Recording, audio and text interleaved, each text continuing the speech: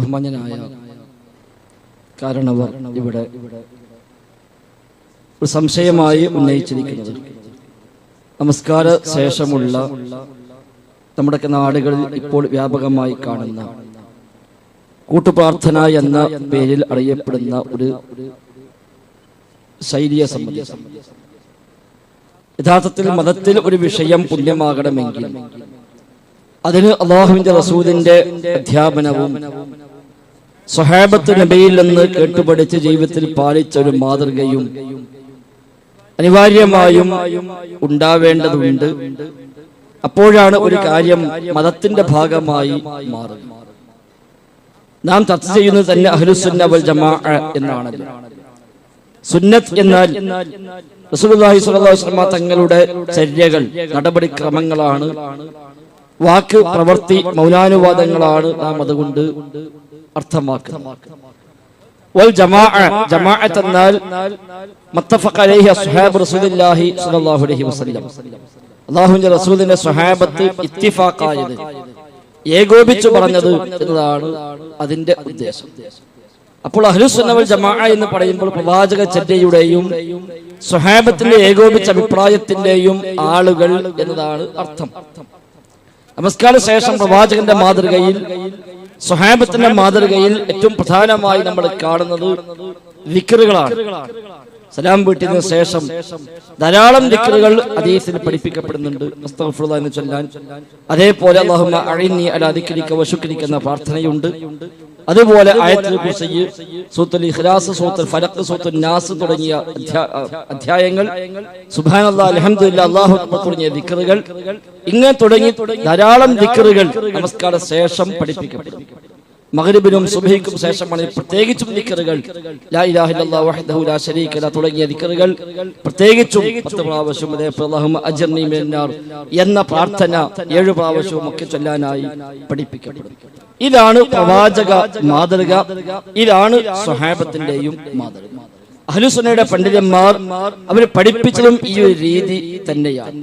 എന്തോ കാരണവശാൽ നമ്മുടെ നാടുകളൊക്കെ കുറച്ച് കാലങ്ങളായി അതിൽ നിന്ന് മാറുകയും എന്നിട്ട് ഇമാമ് നിന്ന ഉസ്താദ് ഉറക്കെ പ്രാർത്ഥിക്കുകയും പിറകിലുള്ള ആളുകൾ ആമീൻ പറഞ്ഞ് പിരിയുകയും ചെയ്യുന്ന സാഹചര്യമാണ് നമ്മുടെ നാട്ടിൽ കുറച്ച് കാലങ്ങളായി. നമ്മുടെ നാട്ടിൽ മാത്രമല്ല, ലോകത്ത് പല ഭാഗത്തും അങ്ങനെ നടന്നുകൊണ്ടിരിക്കുന്നുണ്ട്. അധികം പഴക്കം ഈ സമ്പ്രദായങ്ങൾക്ക് ഇല്ല.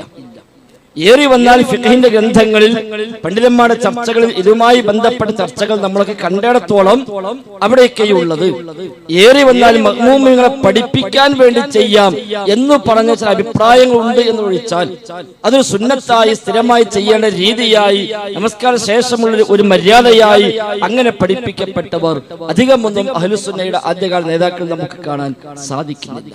പിൽക്കാലക്കാരായ ചില പണ്ഡിതന്മാരാണ് പിന്നെ അതിന് വ്യാഖ്യാനങ്ങൾ നൽകി മറ്റു ചില പഴുതുകൾ കൂടി ഉണ്ടാക്കി വെച്ച് അത് സുന്നത്താണ് എന്ന തരത്തിലേക്ക് കൊണ്ടുവന്നത്. പിൽക്കാലക്കാരായ ചില കർമ്മശാസ്ത്ര പണ്ഡിതന്മാരുടെ അവിടെ ഫിഖ്ഹിയായ ചില തലനാഴിക ചർച്ചകളിൽ നിന്നാണ് എന്ന് മനസ്സിലാക്കാൻ സാധിക്കും.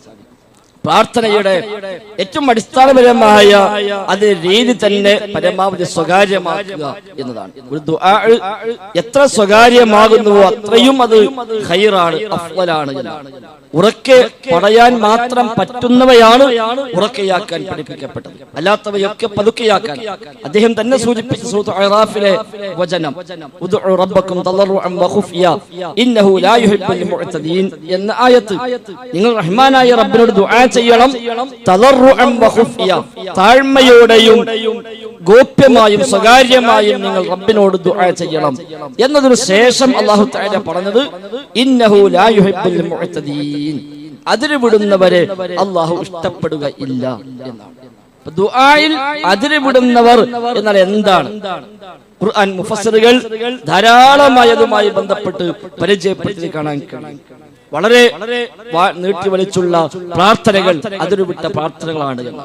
ഹറാമായ നിൽക്കുന്ന പ്രാർത്ഥനകൾ അതിരുവിട്ട പ്രാർത്ഥനകളാണ് എന്ന പോലെ അമിതമായ ശബ്ദത്തിലുള്ള പ്രാർത്ഥനകൾ അതിരുവിട്ട പ്രാർത്ഥനകളാണ്. പ്രഗത്ഭനായ താബിഈ ഹസൻ ബസ്രി റഹിമഹുല്ലാ 500ഓളം സ്വഹാബിമാരെ കണ്ട് അവരിൽ നിന്ന് ദീനു പഠിച്ച താബിഈയാണ് ഹസൻ ബസ്രി റഹിമഹുല്ലാ. അഹ്ലുസുന്നയുടെ നേതാക്കന്മാരിൽ ഏറ്റവും പ്രഗത്ഭന്മാരായ നേതാക്കളിൽപ്പെട്ടവരാണ് ഹസൻ ബസ്രി റഹിമഹുല്ലാ. അദ്ദേഹത്തിന്റെ കാലഘട്ടത്തിൽ അദ്ദേഹം ഹിജ്റ 110 അദ്ദേഹം മരണപ്പെടുന്നത്. അദ്ദേഹത്തിന്റെ കാലഘട്ടത്തിൽ ചില ആളുകൾ പ്രാർത്ഥിച്ചപ്പോൾ ഒന്ന് ശബ്ദം അല്പം കൂടിപ്പോയി. ശബ്ദം കൂട്ടിയതല്ല, അറിയാതെ ശബ്ദം കൂടി.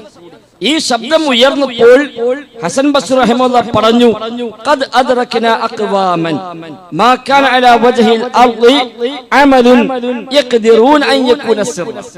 ഞങ്ങളൊക്കെ കണ്ടുപഠിച്ച ആളുകൾ, സ്വഹാബിമാർ, അവരൊക്കെ ഭൂമുഖത്ത് സ്വകാര്യമായി ചെയ്യാൻ കഴിയുന്ന ഒരു കർമ്മവും പരസ്യപ്പെടുത്താൻ അവർ ഇഷ്ടപ്പെട്ടിരുന്നില്ല. സ്വകാര്യമായി ചെയ്യാൻ കഴിയുന്ന കർമ്മങ്ങൾ പരസ്യപ്പെടുത്താൻ ഇഷ്ടപ്പെട്ടിരുന്നില്ല. ചില കാര്യങ്ങൾ സ്വകാര്യമായി ചെയ്യാൻ കഴിയില്ല. നിസ്കാരം, പള്ളിയിൽ പോയി ജമാഅത്തായി നിസ്കരിക്കുന്നു, സ്വകാര്യമായി ചെയ്യാൻ കഴിയില്ല, അതെല്ലാവരും അറിയും.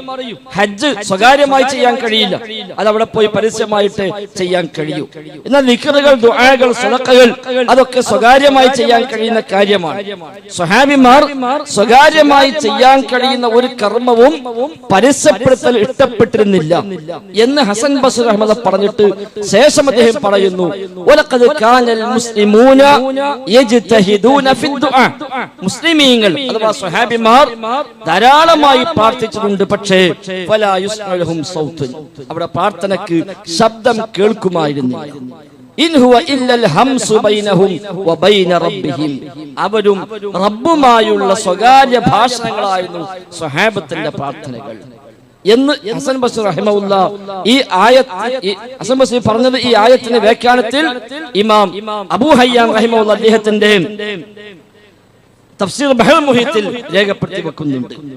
എന്നിട്ട് അദ്ദേഹം പറയുന്നു, വലൗ ആശൽ ഹസനു ഇലാ ഹാദാ സമാനിൽ അജീബ്. അത്ഭുതകരമായ ഈ കാലത്തെങ്ങാനും ഹസൻ ബസ്രി ജീവിച്ചിരിപ്പുണ്ടായിരുന്നുവെങ്കിൽ അദ്ദേഹം എന്തായിരിക്കും പറയുക എന്ന്.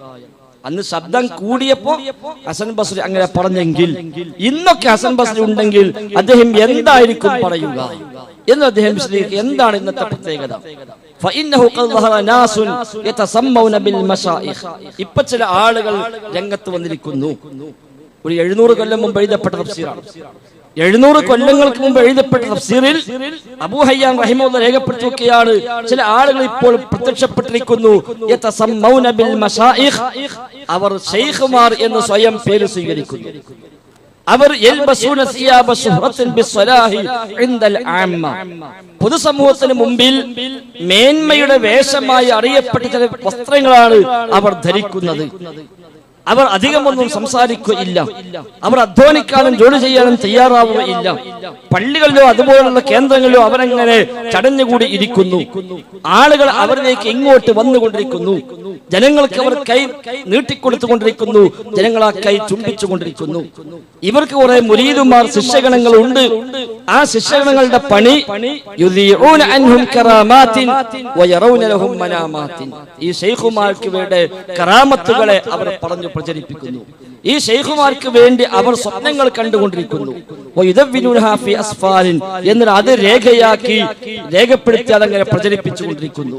ഈ ഒരു കാലഘട്ടത്തിൽ എങ്ങാനും ഹസൻ ബസ്രി ഉണ്ടെങ്കിൽ എന്തു പറയുമെന്നാണ് അവസാനം അദ്ദേഹം പറഞ്ഞത്. അവർ ജനങ്ങൾക്ക് ദിക്റുണ്ടാക്കി കൊടുക്കുന്നു, ജനങ്ങൾക്ക് അവർ ദിക്റുണ്ടാക്കി കൊടുക്കുന്നു. ഏതാണ് ദിക്ർ? ലം യഅതി ബിഹാ കിതാബുൻ മുനസ്സൽ വലാ നബിയ്യുൻ മുർസൽ. അല്ലാഹു തആല അയച്ച ഒരു കിതാബിലും പഠിപ്പിച്ചിട്ടില്ലാത്ത, അല്ലാഹു തആല നിയോഗിച്ച ഒരു റസൂലും പഠിപ്പിച്ചിട്ടില്ലാത്ത ദിക്റുകൾ അവ ജനങ്ങൾക്ക് ഉണ്ടാക്കി കൊടുക്കുന്നു എന്ന് അന്ന് പറഞ്ഞെങ്കിൽ ഇന്ന് ഈ കാണുന്ന രീതി അഹ്ലുസുന്നയുടെ പണ്ഡിതന്മാർക്ക് പരിചയമുള്ള രീതിയല്ല എന്നതാണ് നമ്മൾ മനസ്സിലാക്കേണ്ടത്. പറഞ്ഞു വെച്ച് അതിന് അനുകൂലിച്ച പണ്ഡിതന്മാരുടെ പോലും ഗ്രന്ഥങ്ങളിൽ മഅ്മൂമികളെ പഠിപ്പിക്കാൻ വേണ്ടി ചെയ്യാം, പഠിച്ചുവെന്ന് മനസ്സിലായാൽ അവസാനിപ്പിക്കുകയും വേണം എന്ന് പറഞ്ഞതേ കാണൂ. അതും ശരിയല്ല. പഠിപ്പിക്കാൻ മറ്റു വഴികൾ ഉപയോഗപ്പെടുത്തുക എന്നല്ലാതെ അതൊരു പ്രത്യേക പുണ്യമായ ആചാരമായി സുന്നത്തായി കൊണ്ടുവരിക, അത് ചെയ്യാത്തവർ, അതിൽ പങ്കെടുക്കാത്തവർ, സ്വകാര്യമായി പ്രാർത്ഥിക്കുന്നവർ അവരൊക്കെ മോശക്കാരായി മാറുക, ആ രീതിയിലാണ് ഇന്ന് സമൂഹത്തിൽ ചിന്തിക്കുന്നത്. അത് ശരിയല്ല. അബൂ മൂസാ അശ്അരി റളിയല്ലാഹു അൻഹു സ്വഹാബി പറയുന്നു, ഞങ്ങൾ നബിയുടെ കൂടെ പോകുമ്പോൾ, ഞങ്ങൾ കയറ്റം കയറുമ്പോൾ ഉറക്കെ ഞങ്ങൾ തക്ബീർ ചൊല്ലുമായിരുന്നു. അപ്പോൾ നബി തങ്ങൾ ഞങ്ങളോട് പറഞ്ഞു, ഇർബഉ അലാ അൻഫുസികും, നിങ്ങൾ ഒരു മിതത്വം പാലിക്കണം. നിങ്ങൾ വിളിക്കുന്നത് ചെവി കേൾക്കാത്തവനെയല്ല, വിദൂരത്തുള്ളവനെയല്ല, ഇന്നഹു മഅകും സമീഉ സമീഉൻ ഖരീബ്. അല്ലാഹു നിങ്ങളോടൊപ്പമാണ്, എല്ലാം കേൾക്കുന്നവനാണ്, സമീപസ്ഥനാണ്. അതിനാൽ നിങ്ങൾ മിതത്വം പാലിക്കണമെന്ന് റസൂലുള്ളാഹി സ്വല്ലല്ലാഹു അലൈഹി വസല്ലം തങ്ങൾ പഠിപ്പിക്കുകയും ചെയ്തു. അതുകൊണ്ട് അത്തരമൊരു രീതി അഹ്ലുസുന്നക്ക് പരിചയമില്ല. അത് പിൽക്കാലത്ത് കടന്നു വന്നതാണ് എന്നാണ്